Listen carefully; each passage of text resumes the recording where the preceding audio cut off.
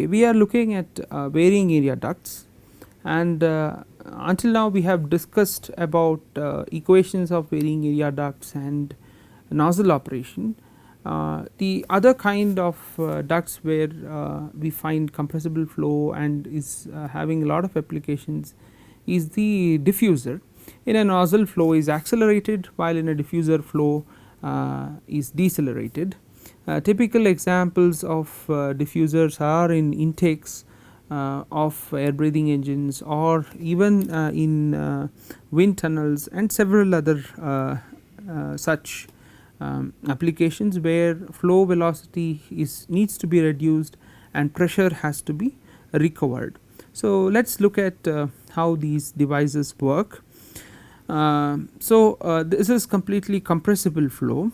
Across a diffuser, velocity decreases and pressure, temperature, density will increase, and we already have discussed these differences in the kinds of diffusers. It is not the shape, so you should understand that a diverging diffuser, if this acts as a diffuser, then the inlet should have a Mach number less than 1 subsonic, then the outlet will have Mach number less than 1 but at a lower Mach number.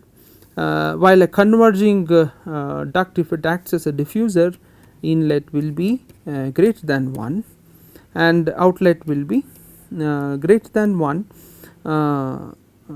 but at a lower Mach number. If you want to convert a supersonic flow to subsonic values, decrease it to subsonic velocities, then you need a convergent divergent diffuser. So that is the important point here, and similar to CD nozzles, you have a minimum area here at the throat. Okay, that is the throat, and inlet is supersonic, m is greater than 1, outlet is subsonic, m is less than 1. But unlike nozzles operate where the pressure continues to reduce. So that kind of a reducing pressure is known as favorable pressure gradient, because it accelerates the flow. And also in the context of viscous effects, when there are boundary layers near the wall, then favorable pressure gradients are good, because they keep the boundary layer, they do not disturb the boundary layer much. But a diffuser operates in adverse pressure gradient, because pressure increases across the diffuser, and this is not very good for the boundary layer. In adverse pressure gradients, boundary layer have tendencies to separate from. So when boundary layer separation happens, lot of other phenomena happen, you get shocks within the ducts. So it is actually very difficult to achieve complete shock free diffuser operation, unlike that of the nozzles. The nozzles you can achieve that, but diffusers it is difficult. So there are other reasons also why shocks will be present inside diffusers. So that way diffusers are quite different from nozzles. If you look at subsonic diffusers, typical examples we take as intakes. What intakes do is they capture mass from the air, surrounding air, and they take the mass and push it in towards the engine. It may be a gas turbine engine, or at high speeds it can be a ramjet or a scramjet engine. The required amount of mass flow for the engine is provided by the intake by appropriately capturing the mass, as well as it reduces the velocity and increases pressure. So there is a compression involved in intakes. The compression can happen external to the intake duct itself. For example, this is a constant area duct. It is a subsonic flow, so there is information propagation can happen regarding pressure disturbances both ways, both upstream and downstream. So, as a consequence, the capture area, that is the area from which mass is getting captured, can change. Okay, so that can change in a subsonic flow. So, if in case the mass that is required by engine is smaller, then a lot of mass spills over the intake. So, that is called spillage over the lip, and what this does is it causes additional drag. So, when you consider flows over intake, it is not only about how much pressure recovery or diffusion you can do, it also has to do how much mass flow you can capture and what should be a smallest possible drag. The other one is that you also have a divergent duct. So, incoming flow is subsonic, m is less than 1. Then if there is a divergent duct, it will diffuse the flow, that is, it will V2 will be less than V1.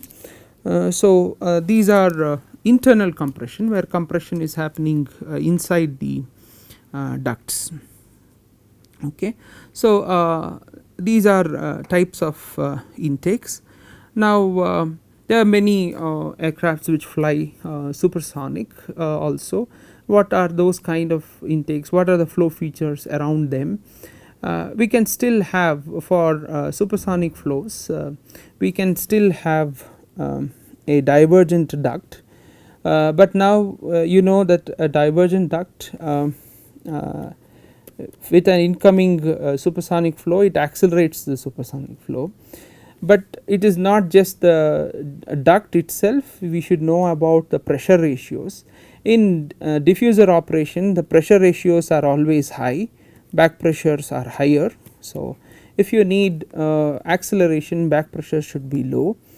So, but for diffusers, back pressure is high, therefore, it will not support a supersonic flow going in through this divergent duct.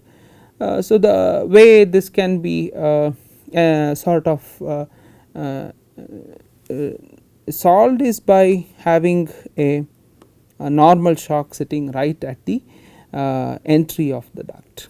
So, when you have a normal shock, then immediately flow is turned subsonic, and then the further compression happens inside the duct. These are normal shock kind of intakes, but when you have normal shocks, you should remember that there is large entropy production. So, the efficiency takes a hit because of normal shock, but it does provide good compression. Okay. Now, if the mass flow requirement is further lower, it is smaller, then this normal shock is pushed away from the lip of the intake and flow spills over. Okay. So, and you have a sort of bow kind of a shock, where near the intake, near the lip, it will be nearly normal, but elsewhere it can be curved. Okay. So, if pressure is further reduced on the back side, then it can allow a certain supersonic flow inside the duct. So, this kind of operations, one must be now familiar with so many discussions of varying area ducts. Okay. So, this kind of intakes which can allow normal shocks to happen outside are normal shock kind of intakes, but here you can expect large entropy rise, and pressure recovery is affected because P02 by P01 reduces across a normal shock. Right.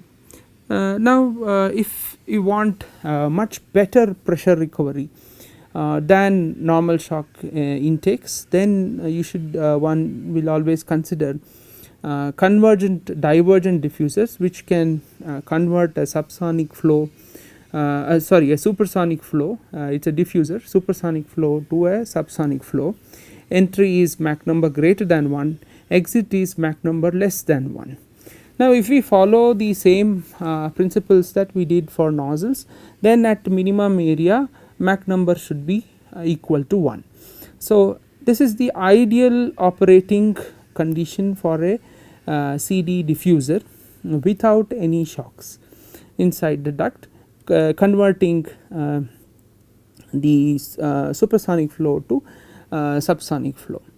But we also know about various problems in the varying area ducts. That is not just the area ratio, you need to know about pressure ratios also. So, similar to the operation of nozzles, these diffusers also have operation characteristics according to the pressure ratio across this CD duct. Okay. But even more important than that is what is known as the diffuser starting problem. The problem of diffuser starting is just like you had nozzle starting, that is, you started providing a certain pressure ratio, that if it was P naught was constant, and then you reduced back pressure and you saw various flow regimes happen in the nozzle. Here in the diffuser also you will have such starting issues, but here the problem is that the inlet flow or the intake flow that is coming into the intake is supersonic. It is not that with the nozzle the incoming flow was subsonic. It allowed information propagation to happen both upstream and downstream. But for a diffuser this is not possible because incoming flow is supersonic. The supersonic flow will not know before it enters the duct that there is a minimum area available. Okay, so and Mach number can become 1 at that point. So, this information is not transferred upstream in a supersonic flow. So, the supersonic flow can never know about it.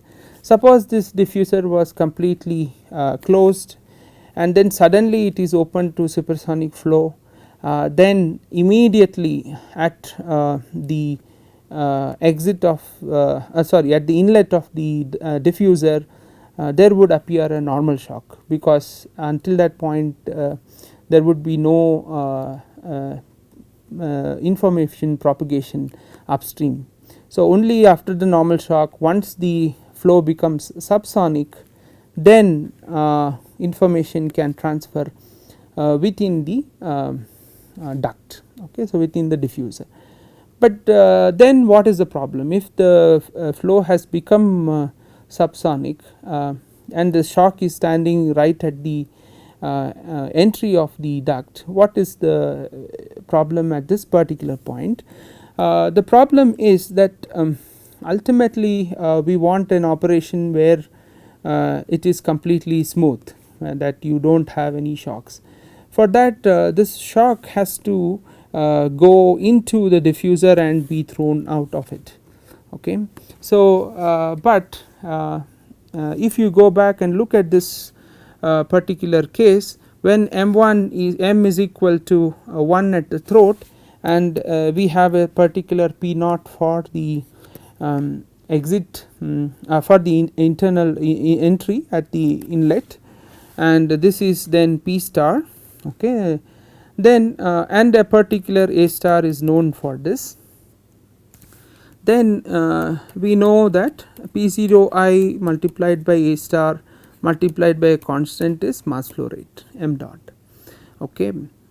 Now, this is the mass flow rate that this diffuser can allow, but if a normal shock stands right in the at the entry of the intake, then if it has to support the same mass flow rate, then the area should be something different. So, if it has to support the same mass flow rate P0I, that is at this point, but this is at P02 after the shock. So, the area that was supposed to be there was A star in the ideal operation, but after the shock it is P02 A2 star. what is A2 star? A2 star is P0 I A star by P0 sorry P02 and P01 by P02, P0I by P02 is greater than 1, P02 is smaller, that means A2 star is greater than A star. So this is the key idea, that if the shock has to be pushed through the diffuser, then the minimum area that the diffuser should have is much larger than the ideal operation of the diffuser. So this is for an ideal operation. If this area ratio is provided for the diffuser entry, then the shock that stands at the inlet of the diffuser will never be able to pass through the diffuser. Okay. So in order to sustain that mass flow rate, so as a consequence diffuser designs are dictated by this starting problem. Okay. So not only the these points about area ratio, you should also provide the correct pressure ratios also, as we have decided, but discussed, but important point is for CD diffusers, convergent divergent diffusers or supersonic diffusers, the main design approach or approach towards operation of diffusers is the problem of normal shock standing at the entry to the diffuser and causing the diffuser to unstart. Okay, that's that particular process is known as unstart, and if there is no normal shock at the intake at the entry of the inlet, then supersonic flow exists all through the convergent portion, and at the exit you can have Mach number which is less than 1, subsonic, but now the minimum area is not according to the Mach 1 principle, because area is now larger, A2 star is greater than A star. So as a consequence, even at area minimum Mach number will be greater than 1. In order to get subsonic flows, you should have a shock. So a shock will exist in diffuser operation. This shock will generally exist in the divergent portion of the diffuser, so that after the shock you can have a diffusion by subsonic to subsonic velocities. The shock will not stand in a steady flow, it will not stand anywhere in the convergent duct. So if the pressure ratios are changed beyond this value, then the shock will come and sit at the intake of the diffuser. This is known as unstart. So you can look at the various possible operating regimes of the convergent divergent diffuser. We are talking about cases where you have incoming flow as supersonic Mach numbers. These are the cases where there is normal shocks standing at the entry to the diffuser. The limiting case is that there is a normal shock at the entry to the diffuser, and there is a at the throat Mach number will become equal to 1. So this is a limiting case. Okay. If further changes are made, the shock can move and be pushed out of this particular point. So the shock can move within the variable divergent portion of the diffuser. So since we always provide areas greater than the A star for the entry Mach number in diffusers in order to achieve starting. Okay.